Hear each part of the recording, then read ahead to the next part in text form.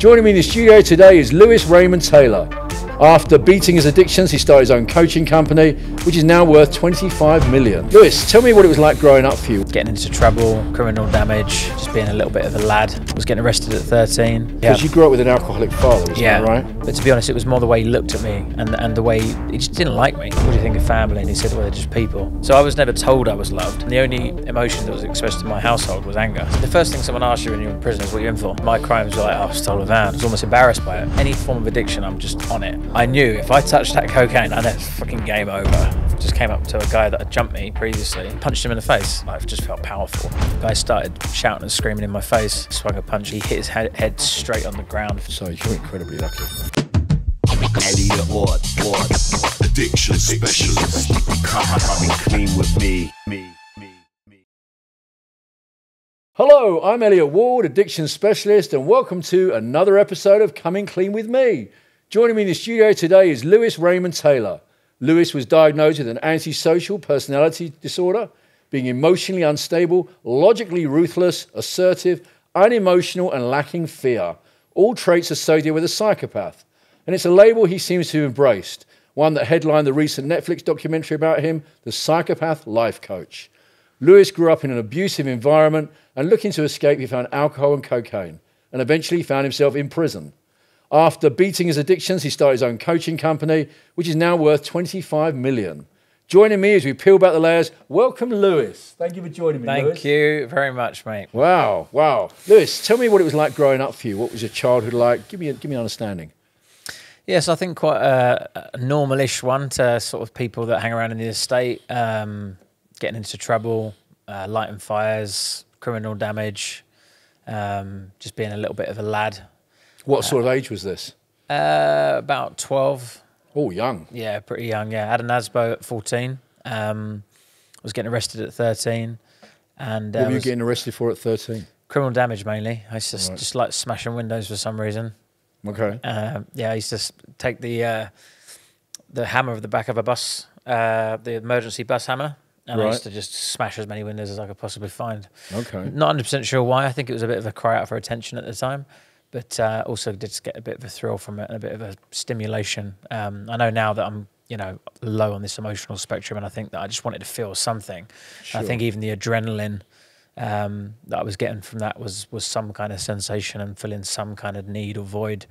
Which I can look back on hindsight, but who knows at the time what was actually going on for me as a kid, But yeah, I was expelled from school at 15, and started getting involved with drugs. Let's just go back a bit, because you grew up with an alcoholic father, wasn't that right? Yeah. He was quite abusive. Tell me about that. Yeah, so, I mean, it wasn't as bad as it could have been. I mean, I know people have a lot of worse upbringings when it comes down to this kind of stuff, but I mean, he did hit me a couple of times, but it wasn't like relentless. But to be honest, it was more the way he looked at me and the way he just didn't like me, genuinely didn't like me. And I'm still have a relationship with your dad? No, he's dead. Okay. Yeah. How old were you then? 21. 21? So did you, as you grew up, did you develop a relationship with him? Or? No. Not at all? No, it got worse. Yeah. Okay. And I'm not sure why he didn't like me. I mean, maybe he's kind of similar to me with this disorder, possibly. I mean, some of the things he used to say were ruthless. Like, I remember I asked him once, what do you think of family? And he said, well, they're just people. And I also said to him, what do you think happens after you die? And he said, oh, well, when you're dead, you're dead. He said other things than that, but some of those things just stick out. He's very, very ruthless and very cold and very... Do you think he was going through his own challenges by drinking the alcohol? 100%. His mum died when he was 16. He told me he hated his dad, never told me why. And he disconnected from his entire family. So I didn't even know that you had two sides of a family. I just thought that I had one mum and dad, one nan and granddad, because they're from a mum's side of the family. I understand that. And then when someone told me that they had two nan and granddad, I was like, what do you mean you got two nan and granddad? And then I realised, I don't know any of my dad's side. So he was disconnected from his whole family, and he didn't have a problem with that. He left my stepsister when she was 7 months old and just walked out. Started a new family with my mum. But yeah, it was the things he used to say to me. He used to look at me in the face and just in utter disgust, and say, you're a buffoon, you're stupid, you never amount to anything. And from a young age, you do believe that stuff, because what else have you got to basically... If you're told something enough times, eventually you're going to start to believe it. Yeah. That's what happened, right? Yeah, and it was reinforced in other areas as well, because, if I get told that, then I go out and I cause trouble. Exactly. And then I'm getting told by school I'm bad, I'm getting told by the community I'm bad, the police I'm bad, and then eventually jail, and a whole pattern of my life. It's like you got given a label, and then you did everything to make that label fit you. Yeah, reinforce it, yeah. And I believed it as well, you know. So, and my behaviour was obviously creating a cycle in which it, you know, justified it as well. And where did you try and gain attention from? Where did you seek attention from? Well, it started off in a productive way. So when I was about 7 or 8 years old, I got the idea that I wanted to be famous. And that was literally because I wanted to be seen and heard. And I just liked the idea of fame. So I did acting, singing and dancing. Didn't particularly like any one of those more than the other. I didn't mind them, quite enjoyed it. But I just wanted to be on stage or whatever. So I quite enjoyed that. And that actually gave me something. And I was quite enjoying that. But then... It was an outlet.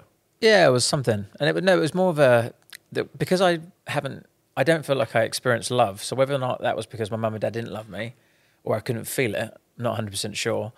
But I don't think my dad loved me. And my mum my mum did love me, but she didn't express it. So she was from a very like a military background with her mum and dad. So there was never any cuddles or I love yous so I was never told I was loved. I was never cuddled or asked how I was with my emotions. And the only emotion that was expressed in my household was anger. So my dad would have rage. But apart from that, it would just be, you know, don't cry, don't blah, blah, blah, you know. That's what you learn. Yeah. That's what you learn. Yeah. What's your relationship? Is your mum still alive? Yeah, and what's your relationship like with your mum now? She's definitely, we're okay. Yeah, she's come a long way. I think she's grown a lot as she's gone through the journey and realised a few things. But yeah, the outlet at the time was the acting, singing and dancing. But then I actually was sexually abused by one of the guys at the... when you were 11, right? When I was 11, around 10 or 11. Where was that? So I was at the stage school I was at. And it was just one of the guys that was in there. It wasn't like a teacher or anything. It was one of the actual pupils. But he was older than me, but I didn't realise how much older. I knew there was an age gap, but it was just like a cool age gap at the time. Like a older guy smoking weed, cool. Let's hang out. And but then on reflection, how do I really gauge that age gap? He could have been actually older than I thought. So who knows if he was like he could have been 15, he could have been 18, I don't know. But anyway, invited me back to his house. I didn't think anything of it. And then climbed up on the top bunk and, you know, did what he did. At the time, I didn't really, and still to this day, I've never felt nothing for it. And I don't know if that's part of this disorder or this complete emotional shutdown. But you didn't feel one way or another about that? Yeah, I mean, I was a bit confused at the time, thinking what the fuck's happened. But it's not like I was sitting in the shower, you know, curled up, thinking, oh my God, I've been traumatized or abused. I was just like, that's fucking weird, you know. What was that all about? And then nothing really, buried it. But I know it must have had some kind of impact because something significant like that almost certainly will. But yeah, I don't feel any particular way about it. And what led to your first arrest when you were 13 years old? My first arrest was for stealing makeup, showing off. Stealing makeup? Yeah, showing off to the girls. Get me this, Lewis. Get me that, Lewis. No worries, you know, do it. And then it was, the criminal damage. And then first time I went to young offenders was stole a van, crashed it, had some weed on me, didn't have a license or insurance. Went to young offenders for 3 months. How many times have you been to YO? Twice. That was an interesting... Where was the second place? Went to Woodhill, Onley, and I think that was it for YO. And what was that like for you at that young age? Woodhill was crazy because it's a double A cat. Yeah. And it's just close, local to where I was from. So they shipped me there first before recategorising me. And interesting because obviously everyone's there to prove himself. And you've got people in there for murder and stuff and they're 18 years old and they've got nothing to lose whatsoever other than to build a reputation in prison is the only thing they have. Exactly. So, that was an interesting time. But then when I came out, I just felt hard, felt untouchable, you know. I've just been around all these, like, the worst people society has to offer, and I've been through the punishment. Did you make friends that you kept after you came out of prison? No. But it was just, I kind of was around, the first thing someone asks you when you're in prison is what you're in for. And my crimes were like, I stole a van. I was almost embarrassed by it. And it sounds ridiculous, but like I consciously must have made a decision. Like next time I come in, I'm going to come in for something decent, you know. So I left prison kind of thinking, all right, what crime am I going to commit? Which is just ridiculous. But because I had this need for significance, and I'd been looking at it from love, didn't get it. Looking at it from, you know, the acting, lost it. I got a girlfriend at one point. She told me she cheated on me, and I slit my throat and got section of the Mental Health Act. Sorry, hey, whoa, yeah, I know we jumped a bit there. I do know about this, and I was going to come to it, but as soon as you brought it up now, you were going out with a girl. Yeah, so and she decided the relationship was over. Well, she didn't necessarily decide that, but like we was in a relationship for a year, and I got drunk one night and it got a bit mouthy. Can't remember really, but I know that I was obviously just starting an argument, and she just told me she cheated on me, and it just hit me like a ton of bricks. Like I felt loss, rejection. So in terms of emotions, I had them at that point. Like they came up then. I think that was kind of the nail. I think my emotions were kind of shutting down up until that age. And I was learning to kind of get through life without them because of the traumas. And I think that was the one that just went, because I felt it just hit, and I felt everything else. So what did you do? Well, I saw, see red. I didn't actually see red, but I can understand what that is because I blacked out. I kind of went, I don't know, a bit psychotic and just started smashing up her kitchen. I didn't really know what I was doing, but I was just, I don't know.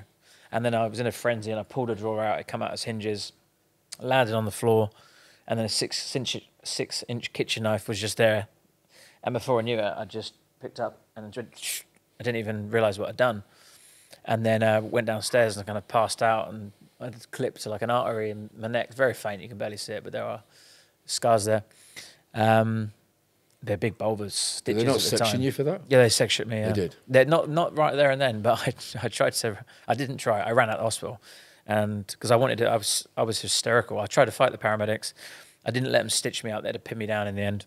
You'd been drinking by at this point. Yeah, and I was like, let me die, and I was crying, and I was just distraught, because I felt the rejection and the abandonment, the loss, everything from her, but also my family, because my family had cut me off by this point and said, we don't want anything to do with you because you keep on affecting the family. And it just confirmed that I was this bad, unlovable kid that I kept on being told my whole life. But with this new love, I kind of thought, oh, maybe I am okay. But it was another confirmation, like another out there that I am bad. And I ripped all the cannulas out and had claret all over me with the hospital gown and ran up to her house, which probably wasn't the best idea. Knocked on her door, just because I don't know. I just wanted to see her because I was in love. And she opened. How old were you?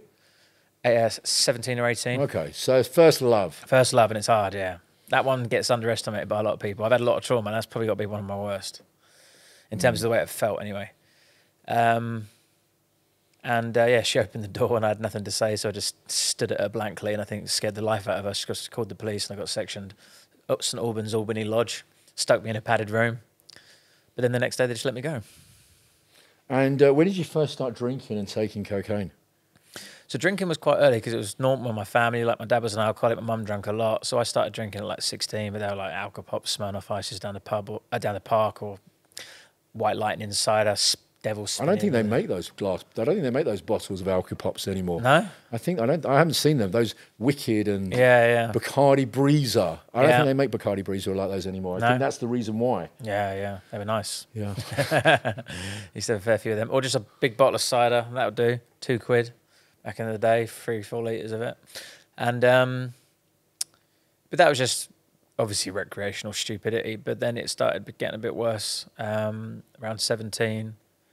And by 18, obviously the nightclubs and stuff, and then that's Is that how you first started taking coke? That's when I started taking coke, and I also started selling it as well. I actually started selling it at exactly the same time I started taking it. Hang on, let me understand this. You've never used it before. Yeah. But you decided to sell it and use at the same time? Yeah. Well, my friends, a couple of my mates were starting to sell it, and I was thinking.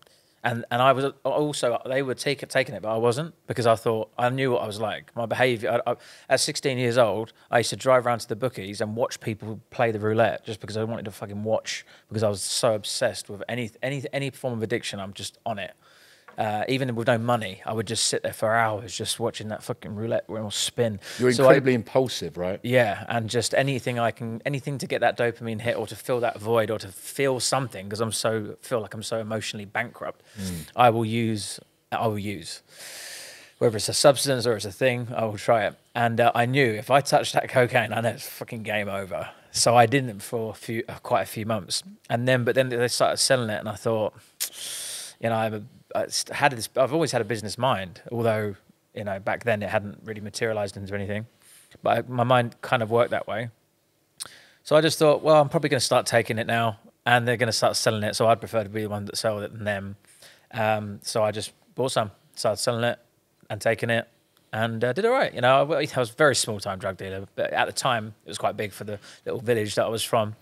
Making like a couple of grand a week, had a few lines, a few people working for me, cutting it, distributing it. So you're not just some low level, you've moved up a little bit. Yeah, a little bit. Like, you've got runners, right? Yeah, I had a couple of runners. So in terms of like in the village, I was. So what are you buying, ounces ounces at that point? Yeah, a couple of ounces, but also started selling methadone, meow meow.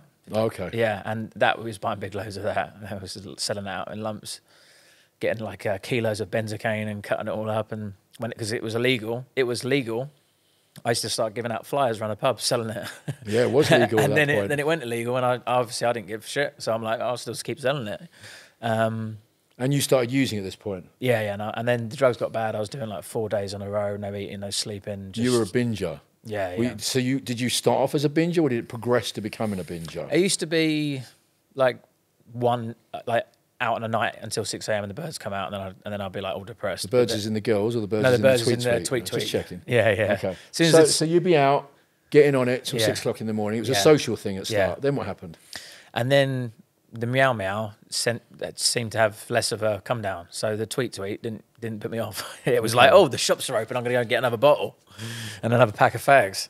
And then it turned into 4 days, and then it was just a case of until my body shut down. Like I'd start hallucinating, and I would start to like get to the point where I just couldn't actually function, and then I'd crash. Was this on your own? Were you doing this on your own, or with No, it'd be like group sessions, but I'd make money as well because I'd be the one selling it. So I'd just have just load of drugs, and then people would be coming in and out, different groups of people, but I would be the one remaining throughout. And I'd finish a 4-day session and made a couple of grand, you know, so. You were expelled from school at 15, yes? Yeah. How did that come about? Oh, I've always been a naughty kid. Like even in primary school, I was almost expelled. Just never.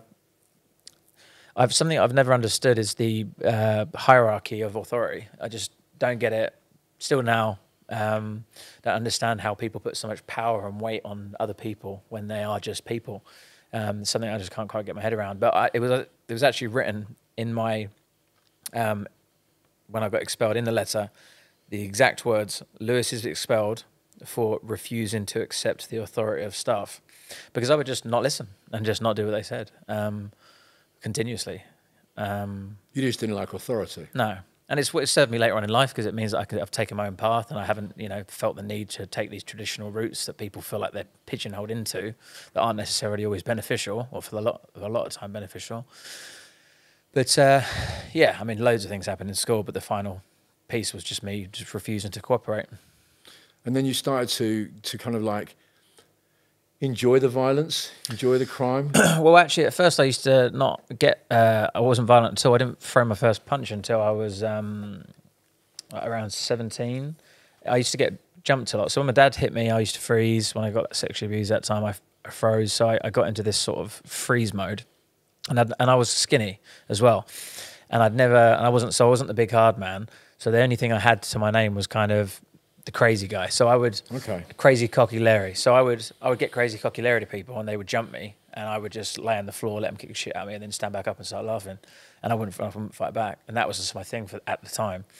And then and there was one night in a nightclub where I just came up to a guy that had jumped me previously, and it's kind of like how I slit my throat that time. I just involuntary, didn't think about it at all. It was actually an accident or a subconscious, something happened. And I just punched him in the face.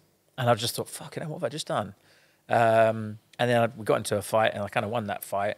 And I got kicked out by the bouncers, and I just felt powerful. I just thought, wow, this is it. That was your new drug. This is it. This is what I've been looking for. I've been looking for in all these areas, and it didn't hit it, but this hits it. Like, yeah, I mean, it's interesting because I've got a couple of clients at the moment for cocaine addiction, and specifically one of them, he's quite young, he's in his 20s, and he runs the youth side of the football hooligans and lives for the violence, loves the violence, is highly addicted to the violence. And that was you. You got a thrill from it. Yeah. In fact, you were a thrill seeker. Yeah. And then tell me, how often were you using the coke? It would be 4 days every week. So it'd be 4 days on, 3 days off, like to recover and kind of get my head straight. And then so it was a on. 4-day binge? 4-day binge and then 3 days of recovery and then 4 days back on, yeah, for like 7 years. Felt like 7 years. It was, no, it was 7 years. And the unresolved grief of your dad's death and the past abuse he inflicted on you sent you into self-destruction mode. You became a rep in Ayia Napa. Yeah. So that was one of my... so one of the fights I had, I broke my jaw. I've had my jaw broken, teeth knocked out, slashed in the back with a knife, all sorts of crazy things. But one of the times I had my jaw literally hanging off. And as a part of that operation or something that happened during that time, I can't remember exactly what it was, but I tore my gullet. And I started having this like expanded chest and my voice went all funny. And then I was sick and dizzy and stuff. And then I went into the ambulance and they said I had surgical emphysema. I said, what the hell's that? And they said, basically, there's air that's going around your chest and your heart, and it's coming through your esophagus, and it will continue to do that until it puts pressure in your heart and lungs, until your heart and lungs will put too much pressure and you'll die. I was like, okay. Still didn't care, though. That's the crazy thing. Like, couldn't care less. And they said, we're going to have to do an operation, and there's a 30% chance of mortality. You have to sign this waiver to say that if we do this operation, there's a 30% chance you'll die. But even if you survive, you're going to be in intensive care for 6 months. We're going to have to put a tube in your throat so you can breathe, tube in your bowel so you can eat. And I this think was caused by what? A tear in the gullet. Okay. And a colostomy bag. And they said it's for 6 months you'll be in intensive care, so that gullet could heal without any, because if anything goes in it, it gets infected, you die. I was like, cool, no worries. And they got me to sign paperwork, and then I was like, no regrets. And I took a picture like that, and I just didn't care. And I said, if I get out of this, though, I want to travel, because I want to live my life more, because I've just been in the kitchen fucking getting on the session for the last 7 years. I think I can do a bit better than this, so I want to travel. Had dreams of all sorts of travel in Asia and all sorts of things, but it didn't quite materialise like that. But anyway, when I and this is another sort of interesting thing with the antisocial personality disorder, which we'll have to touch on. But one of the interesting things about people that get analysed with having psychopathy is when they are presented with high stress situations or even very violent or extreme situations like seeing dead bodies or things like that. They don't just normal people spike and their heart goes up. Psychopaths don't just go steady. They actually lower. They actually become calm. Okay. Because they I don't know. It's just the way their brain works. It just they learn to adapt to be able to cope with those scenarios. That's why they're quite good in high stress situations, Sure. like military or politicians or CEOs. 33% of CEOs are psychopaths because they don't just thrive in that environment. They're actually in their element in that environment. 33% of CEOs are psychopaths. Yeah, that's a real statistic. I haven't read that Yeah. data, but if that's a source that's backable, then that's very interesting. Yeah. And so, I went to, I thought I'd go to Ayia Napa and Magaluf and stuff like that on my way through to Thailand and stuff, but it ended up just being chaos because I took myself with me, and I was just as... Yeah, it was obviously a recipe for disaster. I just started drinking, waking up, drinking, fighting, and I was just, it was just absolute chaos. I won't go into all the war stories of all the crazy young behaviour, but you can just imagine. Oh, well, that's a question later on. Don't worry, I'll give my guest that question. You were diagnosed with a bipolar disorder, and then you were put on antipsychotic medication. Yeah, so before that, so when I was, I was alleged, I have to say, to have hit someone with a bottle in a nightclub and bit his abdomen, and also then got in a fight with 4 guys, me and my friend. So at one point I had 5 GBHs and a fray, and I was looking at 8 years in prison, and even my probation officer was recommending me at the time for an IPP, which is an indefinite public protection order, which is a life sentence, and I didn't even know what it was, and I didn't care. And they've just stopped IPPs. They've abolished them now. They've abolished IPPs. Although people on IPPs currently are still serving their term, and they haven't looked at them yet. So that's a terrible. But I would thing. still be in. I'd still be in if I'd have had one of those. But at the time, I had no idea what it was, so I couldn't care less. And my probation, when you go for a pre-sentence report before court, everybody knows go on your best behaviour, and hopefully you might get a better sentence. I did the complete opposite. So I I just couldn't care less. And she said, "Do you not care about all the time you're going to do?" I said, "No." "Do you not care about the victims?" I said, "No." And yeah, she wrote up the worst pre-sentence report you could imagine, and then sent me for the psychiatric assessment. And the psychiatric assessment was the first one that diagnosed me with the antisocial personality disorder. I just disregarded that and just thought, well, you obviously think that because I've just done all these things. Do you think that using the cocaine attributed to the psychotic and psychopath behaviour? And there's a reason. Before you answer that, let me explain this. That I actually know someone very well indeed, actually, who got into using cocaine. This is quite a number of years ago, socially, as most people do, and it became more and more frequently, and it got him so much that he became slightly psychopath. In fact, he ended up chopping up his landlord, putting the body parts in his car and driving around the country, throwing a leg out, an arm out, and I think he's serving 35 years. That's slightly. So that I consider a psychopath. But I know for a fact, I've known this guy for like 30 years, but I know for a fact, I knew him way before he ever did a line, way before that. And I can tell you that this changed this person from the person he was to a person who was able to chop up a body and throw body parts out the car, drive around the country. Do you think your usage attributed to where you are now? It definitely attributed to it. If it was a cause of it, I don't know. I think there's a potential for it to be underlying, and your inhibitions to be completely removed when you are under the influence of certain things. Impulse control is gone. So it's this guy probably had the ability to cut someone up if he had to, but was logical and sensible enough to not. But under the influence, and probably has more of a chance of being able to do that. So who knows? Yeah, it definitely has an influence for sure.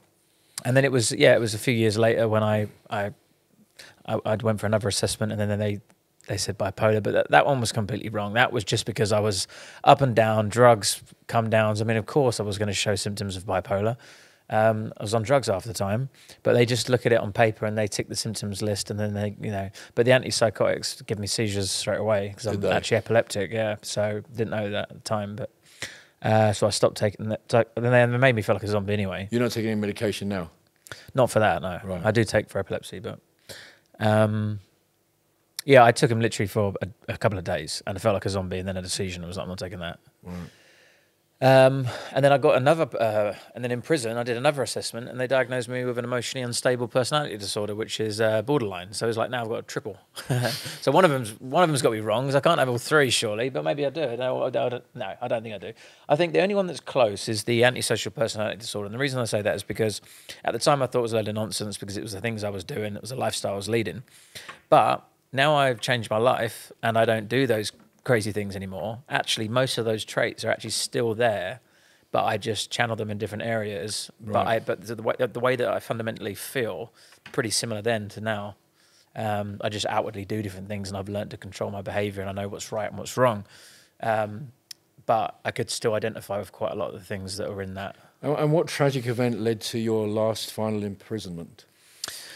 So I was in a taxi queue, drunk, coked up, 3 a.m., 4 a.m., last sort of taxis home kind of thing, and jumped to the front of the taxi queue, and guys started shouting and screaming in my face, and it's no excuse for it at all, but this is genuinely what happened. I just remember, even now to this day, my dad grabbing me by the throat. I can't even remember I don't even know what this guy looked like.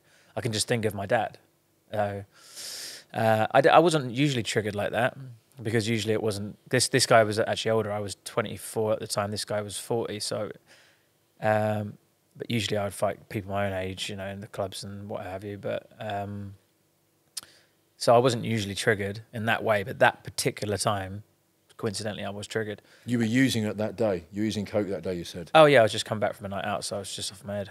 And yeah, he actually came up to me. He was the aggressor, but I swung a punch and hit him, and he hit his head straight on the ground, head first, like a thud. Ooh. And everyone turned around and looked. And you're lucky. Very lucky. Yeah. Lucky.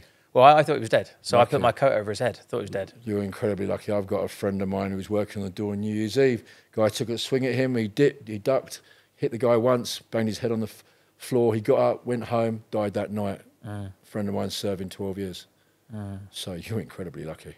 Yeah, well, I'm lucky twice because that happened the first time with the GBH. The guy had a brain hemorrhage first time, and then when I was 25, the guy had a brain hemorrhage. So I've had two GBHs. That one I went to jail for, though. Obviously. So the last one, the GBH charge, how long did you serve?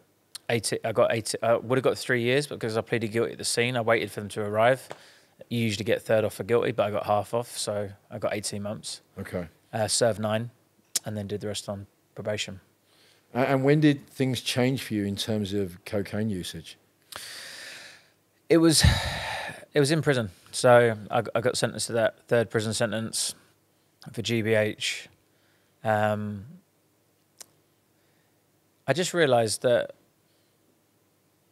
if I wanted my life to change, I had to change myself. And I know that sounds so obvious to people like us when we're in this situation, but I'd never even thought about that. I never thought somebody can change. I just thought they are who they are. And you can maybe change the things you do, but not the person you are. But for some reason, I kind of just got it that I can't blame everything and everyone around me, and I've got to look at myself. And I realised that I was the problem. And the realisation that I was the problem led me to the realisation that I was the solution. This happened in like a few seconds. And it all kicked off because I spoke to my friend on the phone, and he said that there was a picture of me on Facebook the day I was sentenced outside court, and a picture of me 7 years before outside the exact same courtroom in St Albans Crown Court, and above it the caption, "Nothing changes." And for some reason that was it. It was just random things can sometimes just click, and I thought, oh yeah, nothing has changed. 7 years have just gone like that, and I'm back in jail, and I'm going to end up here in another 7 years if I don't change something. And for some reason I got it that it was me. And what did you do to change? I made a big decision. Because I tried to make changes before, but they were just stupid, small, little, I'll see how it goes. I'll try this out. I'll try that out. I'll stop going here. I'll stop hanging out with him. I'll, start drinking a bit more beer and less vodka, or, only gear on the weekend, all that sort of stuff. But this time I just made a drastic, and I got quite obsessed with a sort of fantasy idea of him completely changing my identity. Like I remember thinking about like Frank William Abagnale from Catch Me If You Can, thinking like, I'm going to change my name, I'm going to move abroad, I'm going to become someone entirely different. And when you stopped using cocaine, did you change your circle, your environment? What did you actually structurally do to make that change? Well, first of all, I did the Rehabilitation of Addicted Prisoners Trust wrapped program in prison. It was a 6-week program, and that kind of opened my eyes to addiction, because I just thought it was more of a habit, lifestyle. Didn't really realize the depths of the psychology around why I was doing it. But even that was scratching the surface, to be honest. And then when I was in there, they offered the ability to go to rehab. And I was about to be released from my sentence, and I was doing these MVQs in there. No, functional skills, sorry, not even MVQs, functional skills, maths and English. And one day I punched a wall because an exam was coming up. And it was because I was scared of proving my dad right about being this stupid idiot that he thought I was. And anyway, as they were taking me to the hospital, because there's no hospital in this prison, the Mount prison, there was no hospital in there, they took me past where I was from. And as soon as I looked out the window and I saw my old grounds, I just felt like nothing had changed whatsoever. I just felt like I was ready to just literally step out that door into the pub, onto the gear, and just crack on. Like I hadn't even been in jail. It was like 2 different lives. And I just paused one and just pressed play again, and I was back. And I knew in that moment that I could never go back. So this guy came into the rehabilitation program inside prison, and he said there's this opportunity to go to do 6 months rehab in Portsmouth. And I thought, I've got to do that. I've got to do that. So I applied for it, and it was a 20 grand grant, and I had to go through this application process. And I didn't even think I was going to get it, because I was still in the denial of, I'm not that bad. But I got it, and they picked me up from the prison gate on the day of release, literally bundled me in a car. They didn't give me a second to even, even think about anything else, and drove me down to Portsmouth, and then put that as my registered address. And I started a whole process of rehab where they broke me down and built me up, because I thought they were going to teach me to not drink and not take drugs, but turns out they taught me why I needed to use drink and drugs, and taught me more about myself. And what's the reason why? It turned out it stemmed from my dad, obviously. Daddy issues, they're there. Well, I don't know if it's daddy issues, but I think it's certainly a traumatic upbringing, and that we look for an escape. I think it's a very common thing that I see talking to people who've got addictions, had addictions, past, present, future, etc. I think I built my, because there was one session, I mean, I was very defiant when I first got in there. I was like a kid. I was literally wearing a tracksuit, man, down my trousers, I'm not doing this shit. Like I was one of those idiots. Like I don't know how the hell I've turned into who I am now. But so anyway, I was like that. And a couple of months in, I started to being a bit open and receptive to things. But anyway, at one point I said, I know what you're trying to do. You're trying to brainwash me. Because I didn't like the idea of normality. I really didn't like the idea of that. And I didn't want to be like them. I wanted to be like, I remember the authority and everything. I just didn't like the idea of it. I said, you're trying to brainwash me. And one of the prison officers said, not the prison officers, sorry, the rehab counsellor said, Lewis, your best thinking, your absolute best thinking has put you into prison and now into rehab. Maybe your brain needs a good wash. And I actually thought, you're right, actually, my way isn't working. I need to try somebody else's way. And that was what I started to do. So I started. You know what happened in that moment in time? You had got fed up with all of the punishment that you'd received, prison, repeating the same process, ending up in the same place, and now you finally had an opportunity. And that's what you did, and you took your opportunity. And I think you should be proud of that. Thank you. I think it's also very hard when you've had an addiction, as I have and all my guests have, to not relapse at some point when you're getting clean. We will have a couple of relapses. Some people have multiple relapses, but we will have at least a relapse or two before we finally get to that point of, this is it. This is flag in the sand time. You had that experience? Well, we've got a lot to get to before I get to that point, but mine was the other way around. Okay. So actually, my relapse is actually not far off happening at the moment. I did 6 years completely clean and sober without a drop. Like I was ruthless with it. Like they taught me drink leads to, and drink and drugs, Gateway. of course, jails, institutions, death. Those are the three things, and I believed it. For many people, it's true. Yeah, no, and yeah, it is true. And I let them create that limit. Well, that empower, whatever belief that is, I let them create that in my brain because I thought that's going to serve me well.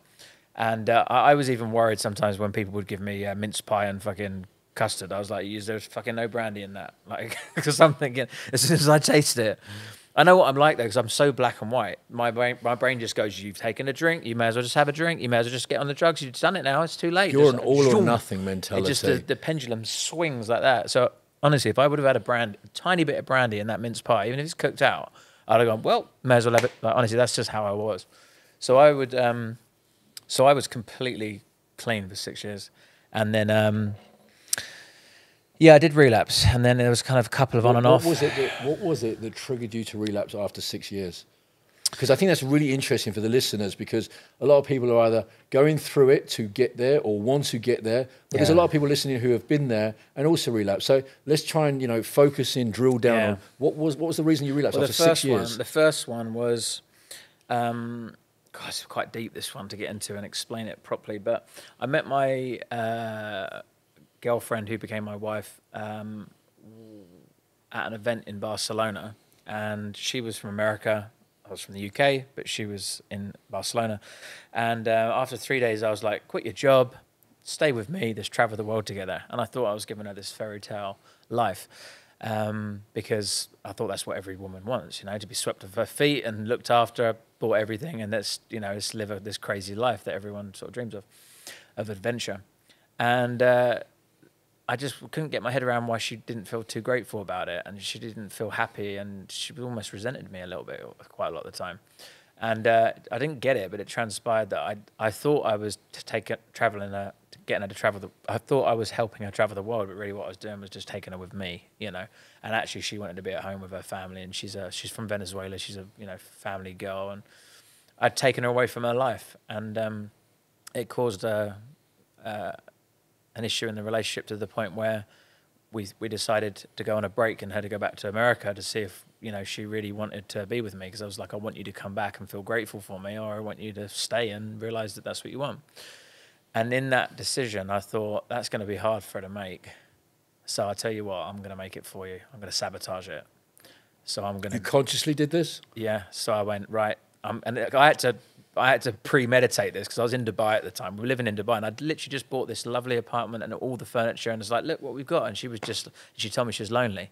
I got annoyed at her, and I know I shouldn't, of course, because that's valid. But I just thinking, so like, I'm giving you everything I've got, and it's not enough because I can't go to America because of my criminal record, and it just felt like everything I did wasn't enough. And then it was my problem, but it was just. So you found a dealer?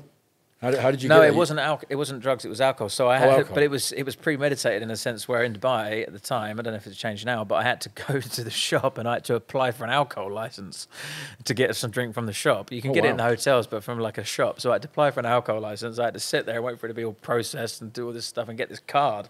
And then I was like, okay. And then I bought a bottle of wine, and then I just drank a bottle of wine, and then it was, do you know what, like, it was actually all right for a little bit. Like, I know I shouldn't say this because it's not the best message to share, but for a little while I thought, oh, actually I can have a few drinks. Yeah, but you know, it's a very classic thing when you say that, because a lot of people relapse by going, listen, I haven't used for a month, 3 months, a year, whatever the period of time, and then they'll relapse, whether it be alcohol or cocaine.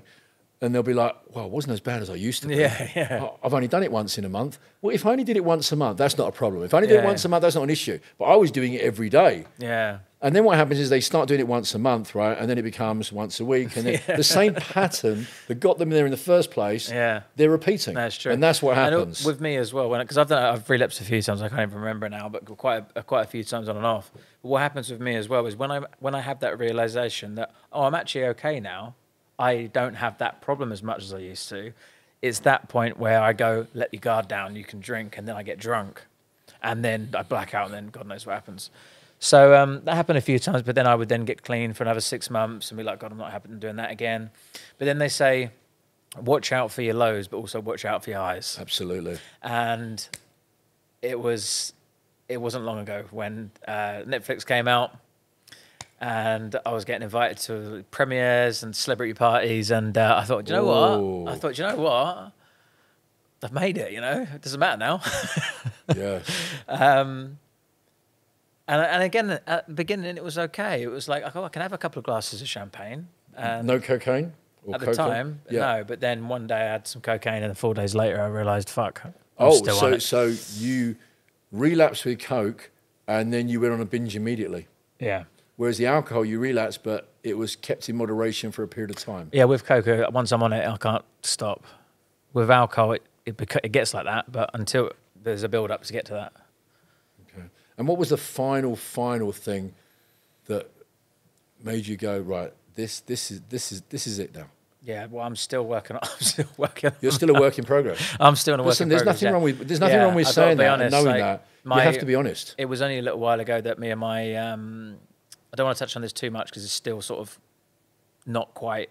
It's still sensitive for my wife, but we've split up, and my son's in America, and I can't get into America. I see. So I'm now like on my own, which makes it even more difficult because there's no like wife to tell me not to or know that I can't. Are you nervous of being on your own?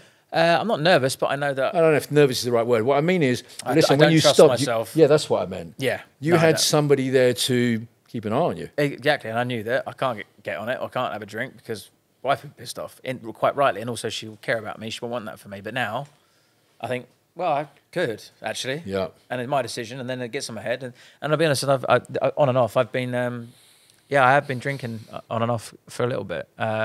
Keep on flipping back. Especially when you get like I know it's a little bit like it's going to sound really arrogant. No, not arrogant. What's the word? Showy-offy, but like if I get on a business, I used to dream about business class flights, and like got on a business class flight. When they came over. I got clean for I think it was 6 months, and they came over to me and they literally just put a glass of champagne on a tray into my face. And for an addict, like... You know what? I actually got to say, I've never actually thought about that, but you're absolutely right. When you fly business class or to lots of countries, the alcohol is included. Many a time I've been on a plane. Alcohol's never been my problem. I've never really been a drinker. It's never been my issue. Cocaine, I was Pablo Escobar. But, so... Imagine if they put, like, on a tray a little line of cocaine in your face like that. I don't even want to go there. Last time someone offered me a line, 2008... It was there, and I went, got to tell you how empowering that is. You can't tell how empowering that is. That's like, fuck yeah. That's exactly how I think. That's how I think every day. So now you've got nobody to look after you, rein you in, not look after you, but keep an eye on you to make sure that you look sensible, that you are sensible. What are you going to do to ensure that you don't go off the rails? Good question. I mean, I've got a lot more self-awareness now, and I definitely have changed. So I now, my alcohol can escalate. So like I said, I can drink in moderation, but then it gets more frequent and I start getting drunk. That happens. But what has changed is my behavior and my awareness. So whereas before I would black out, be violent, now that doesn't seem to happen. So luckily I've got a bit more, this sounds like I'm in denial now though, so I've got to be careful. But luckily I've got a little bit more self-awareness, so I can look after myself more than I could before. Okay. But yeah, I'm very, very early in this sort of process of figuring out. Do you want to stop drinking, or do you want to drink in moderation? Actually, before you answer that, let me just explain this to you. I have a lot of clients come to see me, alcohol, cocaine addiction. And some people who come with the cocaine addiction don't have a problem with alcohol, right? A lot of people have a misconception. They think, well, you've got to stop drinking if you want to stop doing cocaine. Well, that is true if alcohol is your gateway. But if you're the sort of person that can have a cider, have a glass of wine once in a month, once every couple of months, you're not the person who has an association with alcohol with using cocaine, right? So before you answer that question, let me explain this. There's a strategy I use to help people who want to continue drinking but want to drink in low level of moderation. And I wonder if you fit into this. So many years ago, I had an idea of a board game. Okay, you're going to just bear with me. Had an idea of a board game, and I saw this board game that taught psychology students how to revise for their degree. And I thought, this is a great concept. So I phoned up to colleagues of mine, one's a professor and another doctor, and I said, listen, what about this board game that teaches psychology students how to revise for their degree? And they went, that's a great idea. So we started creating this board game.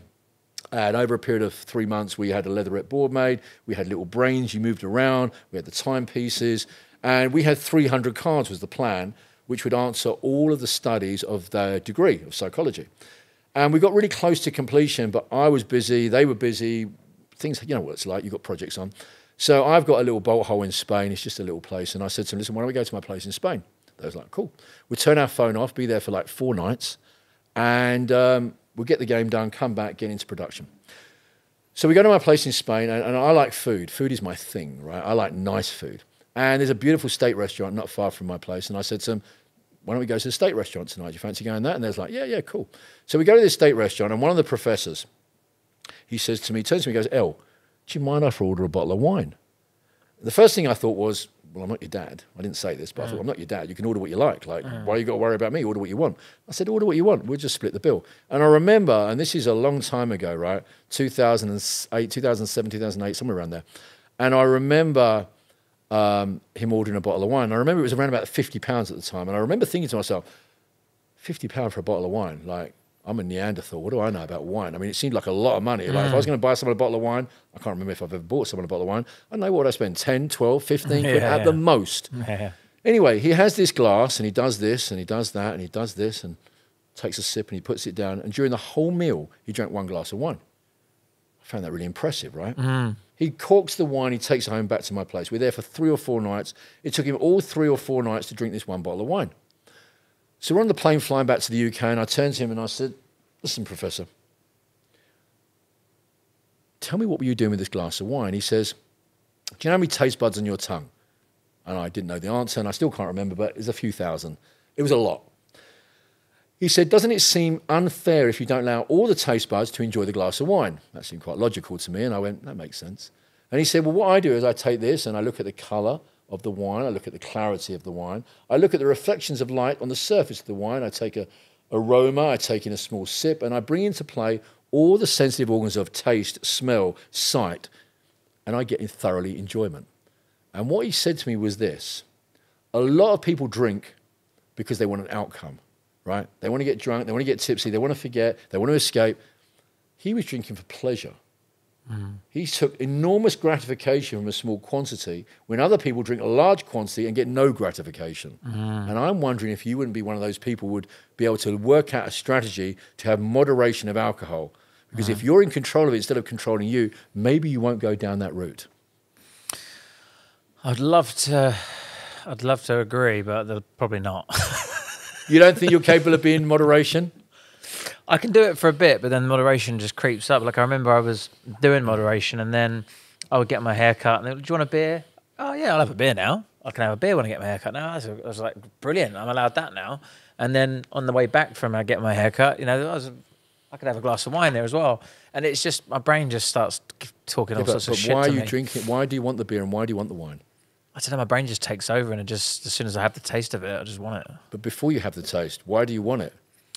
What's it serving you? It's giving me some kind of feeling or stimulation, which I'm pretty flat without. Can you not get that feeling of stimulation from somewhere else? I get it from work, but that's another addiction. Yeah, gym? Gym is another addiction, though. It is, but wouldn't you be rather addicted to the gym, addicted to alcohol and cocaine? Yeah, well, that's what I do. That's why I guess which one I would choose. Well, that's the one I have done, but it's still ultimately, sometimes you know, 8 years later, which has been my journey, I go, well, I'm now successful, got the things I wanted, got a life that I wanted, but actually don't really feel much different, you know? It's not like I have this sense of true happiness, fulfillment, and joy, because I have this flat emotional spectrum. How are you ever going to be happy then if you're always going to be, because you have this flat spectrum of a psychopath? How are you ever going to be happy? I might not. But I can fill it with stimulatory excitement, you know, things that, yeah, I can, when I work or there's projects or excitement or things that's happened, those things things that I can create in my brain, I can have, you know. That's why the drugs and alcohol work for me, because it gives me a sensation. Well, you're not feelingless just because because you're detached from your emotion. You're not feelingless. You still have feelings. Not many though. Not many. Almost none. Yeah. Is that why your wife's in America? No. We just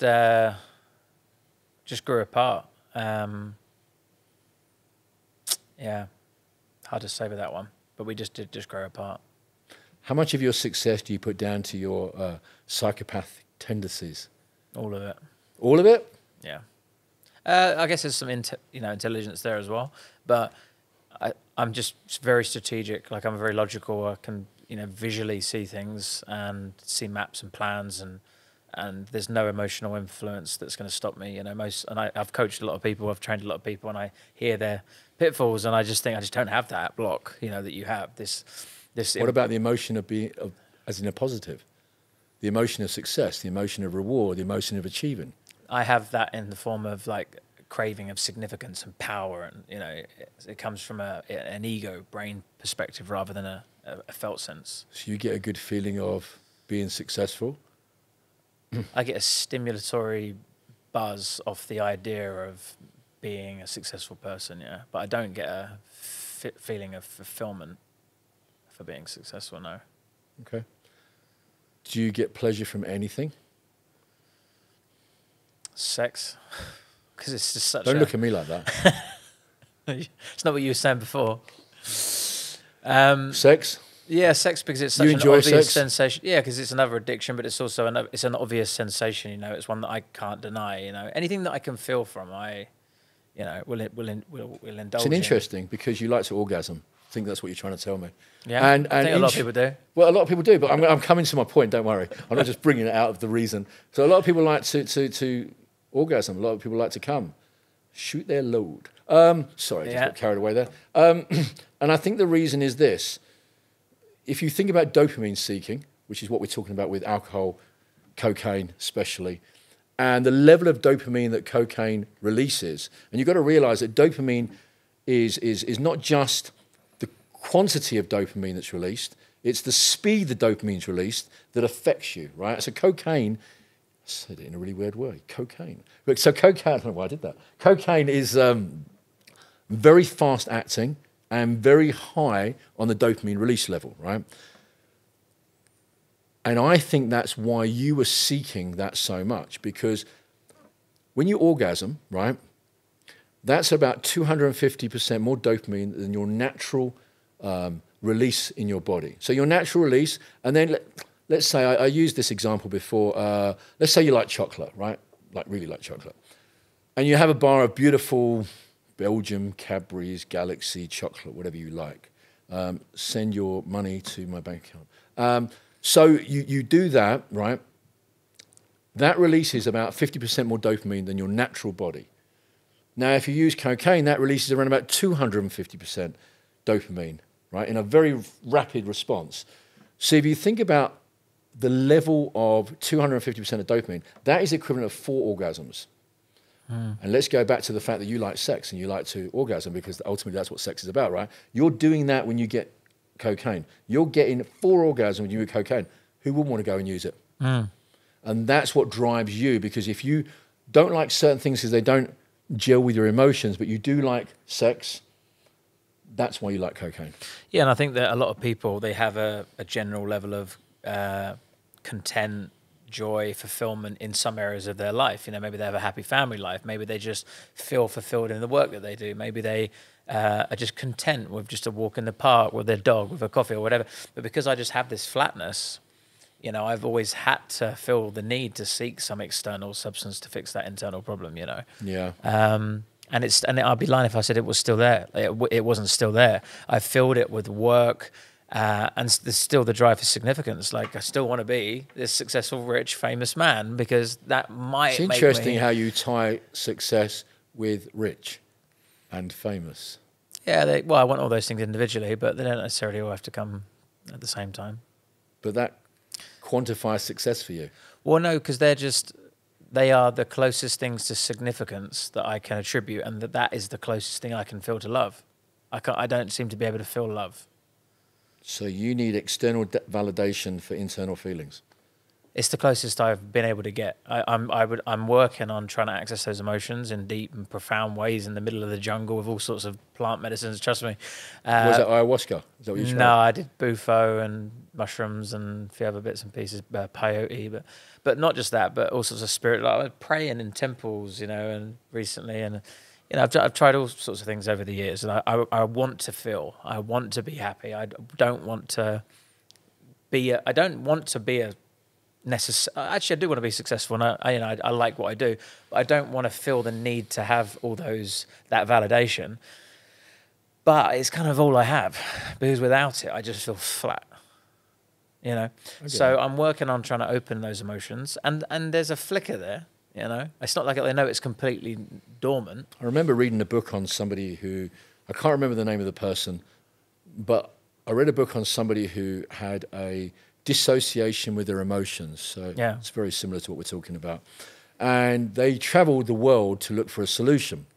And they went to Haiti, is that how you pronounce it? They went to Haiti, and they came across this group of people, and they went to them and said, listen, I have this addiction, and I'm depressive, and I have no emotions, and they gave them all the reasons that they were coming to see them. And I've heard that you're the witch doctor and that you can resolve this. And this witch doctor says, yes, I can. And he puts this man in a cage, like a wooden cage, like a box, not much bigger than the man himself, right? It was completely bambooed, clear. Stripped down to naked.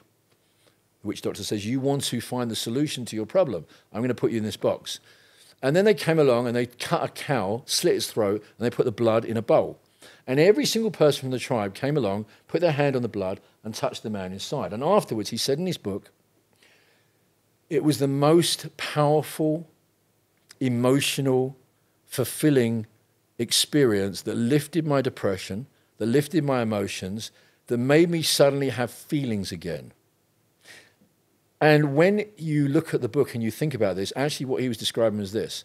The way to get feelings, in his opinion, was to associate with other people, be around other people, to be attached to other people. By them putting the blood on, they were showing their love, they were showing their feelings. So love wasn't necessarily, I'm telling you I love, but they were connected. There was a connection there, right? And he saw that people cared about him. In fact, there was one bit I left. He had to go and find the cow or goat that they slit the throat. And that going to around the community to find that goat or the cow was opening up a rapport, building, talking to other people, taking his mind off of his own problems. And sometimes when you externalize instead of internalizing, you get a different clarity and perspective. Don't you think? It's interesting, yeah. I wonder how that would have played out. And maybe he felt some sort of emotion for sacrificing an animal. That's true. Because if you didn't have any emotion, you don't have he wouldn't have had the negative ones or the positive ones, and maybe that brought something out in him as well. That's true. You set up the Coaching Masters, and it would be miss of me to not talk about the Coaching Masters. Within a few years, the business has skyrocketed. And how did you and your partners achieve this? I started small. I was just helping people in Costa Coffee for free over a chat, because I'd realised that all the things in AA and NA and CA and all the rehab 6 months that I did, I just learnt so much. And I'd listen to people's rehab relapses and denials and breakthroughs and their traumas, triggers, stories. And I just started helping people for free and getting them good results. Didn't even know what a life coach was, but was calling myself a personal development mentor at the time. And then did some online research and some training, some qualifications, and then just started charging for life coaching. Very simple. But also because of this strategic brain that I have, I just understood that you could do it online. And this was sort of 7 years ago when nobody was doing it online. A couple of people were, but it really wasn't. So I was doing social media, getting clients from Australia and America, doing it over Facebook video call before Zoom, and got clients very quickly. And then I met a business partner of mine who was doing coaching training, but he was doing it in the room. So he was, getting a room of people, selling the courses at the back of the room, run into the back of the room to sign up or whatever. And I was saying, oh, okay, well, if you train coaches and I know how to build the business online, we could put this together and I could teach you how to do it online and we could just create this big business. And it was just a perfect synchronicity at the perfect time. We built this great online academy that was this one-stop shop for coaches. And then the pandemic hit and everyone was looking for an opportunity to work online. Also, the coaching industry was rising. And we was also just had a different edge to it. We spoke about it being younger, sharper, more powerful, more impactful. Our branding was more for younger people. It was less of the traditional coaching niche demographic. And we turned it into more of a freedom-based lifestyle model. So you can coach from anywhere in the world. We built a co-working space in Bali where people can now move to Bali, live there, coach online from the beach or within the co-working space. So we created, this lifestyle and this community around this ethos of helping people, and in the process built apps and virtual reality and just built a good business around that. And here you are today. Did really well, yeah. So tell me something. My last question for you. Actually, I've got two questions for you. One I ask every single guest. But the first question I've got to ask you is, what do you think you've learned about yourself through your whole journey? It's something I'm still working on because it's still lingering and it's still not gone. But the thing that was the catalyst of change for me was my shifting of my identity, was knowing that I'm not bad and not unlovable. Realizing that I had the ability to not only change your identity, but I wasn't that person, was actually the breakthrough that I had, because I was beating myself up for being this bad person, and thought that the way that my dad treated me was my fault because I was a bad person. I kind of deserved it. So the thing I've learned about myself is I am good and I am lovable, but some of these beliefs and these identities they can be shifted and they can be brought into your awareness, but they can still have resonance, Mm-hmm. So I'm still working on them to fully be able to open myself up, I think. Otherwise, I still wouldn't be in a position of having, shut off emotions and, relapses along the way. What would the Lewis of today tell your younger self?